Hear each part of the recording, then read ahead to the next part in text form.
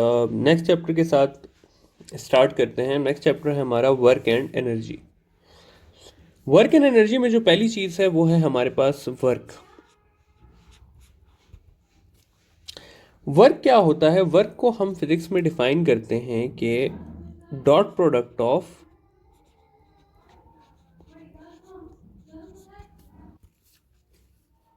Force and displacement is called as work.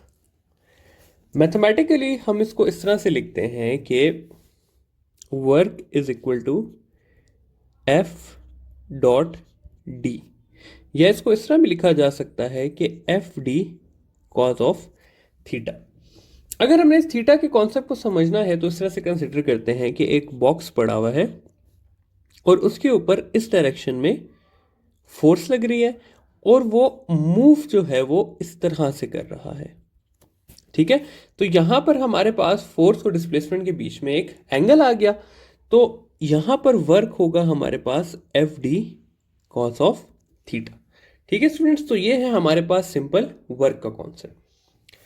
अच्छा, work को अगर हम लें तो वर्क जो है वो है हमारे पास एक स्केलर क्वांटिटी, क्योंकि वो क्या है? डॉट प्रोडक्ट है। और वर्क का जो एसआई यूनिट है वो है हमारे पास जाउल, और इसका जो सीजीएस यूनिट है वो है अर्ग। और 1 जाउल जो है वो होता है 10⁻⁷ अर्ग्स के, या 1 अर्ग को मैं लिख सकता हूं 10⁻⁻7 जाउल्स के।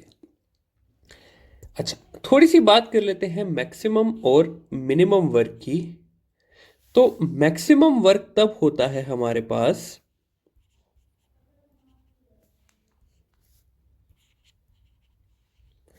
जब एंगल जो है वो होता है 0 डिग्री, और मैक्सिमम वर्क की इक्वेशन बन जाती है F D cos of 0 degree, जो कि होता है एफ डी। तो वर्क मैक्सिमम की इक्वेशन होती है एफ डी। और मिनिमम वर्क कब होता है? जब हमारे पास एंगल 90 डिग्री होता है,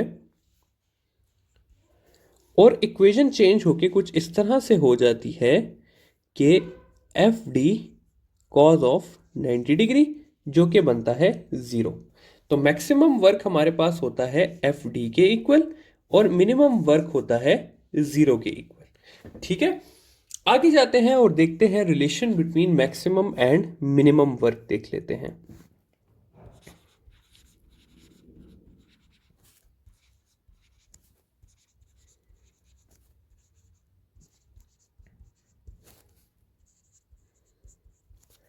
अच्छा जी, मैक्सिमम वर्क की इक्वेशन हमने देख ली कि इक्वल है एफ डी के, और वर्क की इक्वेशन है हमारे पास एफ डी कॉस थीटा के। तो अगर मैं इनका रिलेशन निकालना चाहूं तो मैं इस तरह से लिख सकता हूं कि work is equal to work max cos of theta. ठीक है, अच्छा, अब इस इक्वेशन से हम क्या क्या निकाल सकते हैं? इस इक्वेशन से स्टूडेंट्स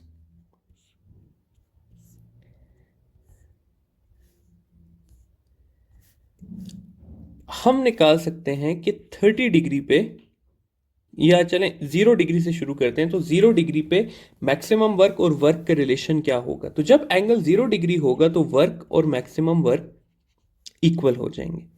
जब एंगल 30 डिग्री होगा तो क्या होगा कि work is equal to work max cos of 30। तो इसका आंसर हमारे पास आ जाएगा कि work will be 0.86 of maximum work, या इसको मैं ऐसे भी लिख सकता हूं कि 86% ऑफ मैक्सिमम वर्क। फिर 45 डिग्री की अगर बात की जाए तो 45 डिग्री पे जो वर्क है वो हो जाएगा 0.707 ऑफ मैक्सिमम वर्क, या इसको मैं ऐसे भी लिख सकता हूं कि work is equal to 70% of maximum work. फिर अगर बात की जाए 60 डिग्री की, तो 60 डिग्री पे कॉस हाफ के इक्वल हो जाता है। तो इसलिए मैं लिख सकता हूं कि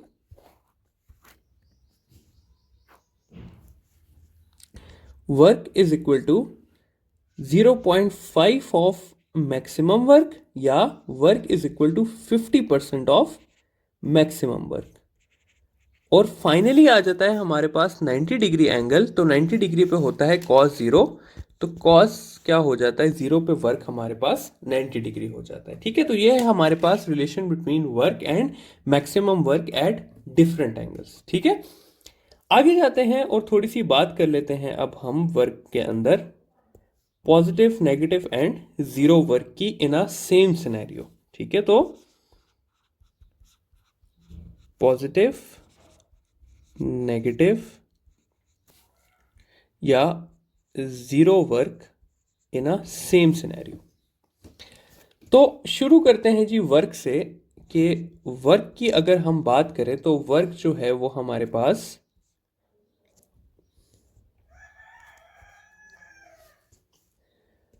पॉजिटिव भी हो सकता है, वर्क हमारे पास नेगेटिव भी हो सकता है, और वर्क हमारे पास जीरो भी हो सकता है, और एक ही सिनेरियो में भी ये सब पॉसिबल है। और ये चीज समझाने का मकसद क्या है आपको, कि एमसीक्यूज एक ही दिया होता है, लेकिन उसमें एक वर्ड की चेंज की वजह से क्या होता है, सारा का सारा एमसीक्यू डिफरेंट हो जाता है। आगे एग्जांपल दूंगा, समझाऊंगा। अच्छा, पॉजिटिव वर्क कब होता है, जब थीटा जो है वो हमारे पास 0 से ग्रेटर हो लेकिन 90 से जो है वो लेस हो। तो इस तरह मैं लिख सकता हूं कि 0 से लेके 90 डिग्री के बीच के जो एंगल्स हैं उसमें वर्क पॉजिटिव होता है। 90 से लेके जो है वो 180 तक, 90.1 से लेकर 180 डिग्री तक जो है वो हमारे पास वर्क नेगेटिव होता है, और जीरो वर्क होता है हमारे पास जब एंगल क्या हो, 90 डिग्री हो। ठीक है, अच्छा, अब इसको समझाने के लिए एक एग्जाम्पल लेके चलते हैं। एग्जाम्पल कुछ इस तरह से है। पहली एग्जाम्पल के, एक गाड़ी है हमारे पास और उसका इंजन उस पे फोर्स लगा रहा है इस तरफ, तो ये मैंने लिख दिया एफ ई जो है वो है फोर्स ऑफ इंजन, और गाड़ी मूव भी कर रही है इस तरफ, यानी कि उसकी डिस्प्लेसमेंट भी है इस तरफ। और मैं कहता हूं जी कि वर्क डन बाय इंजन जो है वो पॉजिटिव है या नेगेटिव है। दूसरा क्या केस है, कि दूसरे केस में हमारे पास गाड़ी है, गाड़ी आगे की तरफ जा रही है, लेकिन उसके ऊपर जो फ्रिक्शनल फोर्स लग रही है वो है पीछे की तरफ, क्योंकि फ्रिक्शन हमेशा गाड़ी के मोशन को रोकने की कोशिश करती है। तो अब मैं कहता हूं कि वर्क डन बाय फ्रिक्शन। और आखिरी चीज क्या है, कि गाड़ी जो है वो आगे की तरफ ही जा रही है, यानी कि डिस्प्लेसमेंट उसकी इसी तरफ है, लेकिन मैं कहता हूं work done by weight of a body. ठीक है, तो अब ये देखिए, तीनों सवालों में गाड़ी का मोशन आगे की तरफ है। ठीक है, लेकिन तीनों सवालों में छोटा छोटा फर्क है, कि वर्क डन बाय वेट, एक में पूछा हुआ है वर्क डन बाय इंजन, दूसरे में पूछा हुआ है वर्क डन बाय फ्रिक्शन, और तीसरे में पूछा हुआ है work done by weight of a body. अब तीनों को जरा देखते हैं। तीनों को अगर हम देखें तो पहले वाले केस में इंजन की फोर्स राइट साइड पे है, और डिस्प्लेसमेंट भी जो है वो राइट साइड पे, यानी कि दोनों के बीच में एंगल कितना है, 0। और वर्क डन हो जाएगा हमारे पास एफ डी कॉस ऑफ 0, या एफ डी के इक्वल। अगर दूसरे केस में बात की जाए तो दूसरे केस में जो फ्रिक्शन की फोर्स है वो है लेफ्ट साइड पे, और जो डिस्प्लेसमेंट है वो है राइट साइड पे, यानी कि दोनों के बीच का जो एंगल है वो है 180 डिग्री। तो अगर मैं वर्क की बात करूं तो वो हो जाएगा F D cos of 180, cos of 180 होता है हमारे पास -1, और ये हो जाएगा माइनस एफ डी। फाइनली अगर थर्ड की बात की जाए तो वेट ऑफ अ बॉडी है डाउनवर्ड, जबकि बॉडी मूव कर रही है राइट साइड पे। तो इस केस में अगर मैं देखूं तो एंगल कितना है, 90 डिग्री, और ये हो जाएगा work is equal to F D cos of 90। Cos of 90 होता है हमारे पास 0, और इस केस में वर्क हो जाएगा 0। तो यहां पर आप देखिए स्टूडेंट्स के एक ही सवाल में 3 डिफरेंट आंसर आते हैं बेस्ड ऑन कि आपसे पूछा हुआ क्या है। ठीक है, एक और एग्जांपल लेके चलते हैं। बकेट की एग्जांपल है, काफी बार हमने ये सुनी भी है, तो बकेट की एग्जांपल को देखते हैं कि कैसे होगी।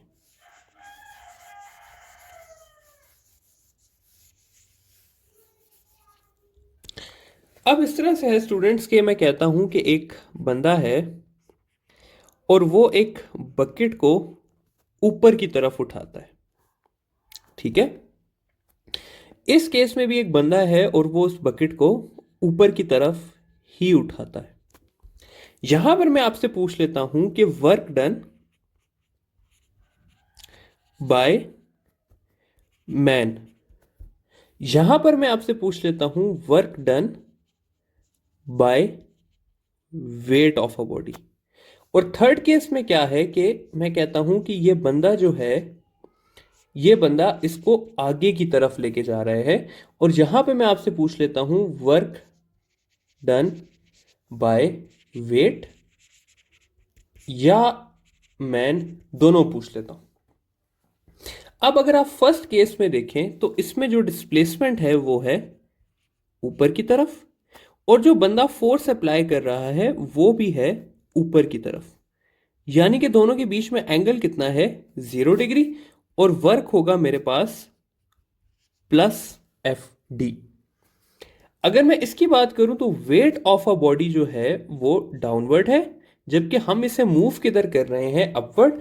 तो दोनों के बीच में एंगल कितना होगा, 180 डिग्री होगा, और वर्क हो जाएगा मेरे पास माइनस एफ डी। जबकि अगर थर्ड केस में देखूं तो चाहे मैं फोर्स ले लूं या चाहे मैं वर्क ले लूं, डिस्प्लेसमेंट इन दोनों के क्या है, परपेंडिकुलर है, यानी कि थीटा जो है वो 90 डिग्री है, और जब थीटा 90 होगा तो वर्क डन होगा हमारे पास 0, ठीक है।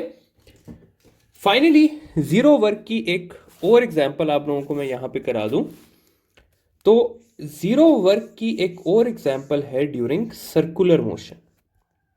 मैं कहता हूं कि एक बॉडी जो है वो सर्कल में चल रही है, इट डजेंट मैटर कि हाफ सर्कल है, क्वार्टर सर्कल है, अगर एक बॉडी का कर्व पाथ है और आपसे सवाल किया जाता है कि work done by centripetal force,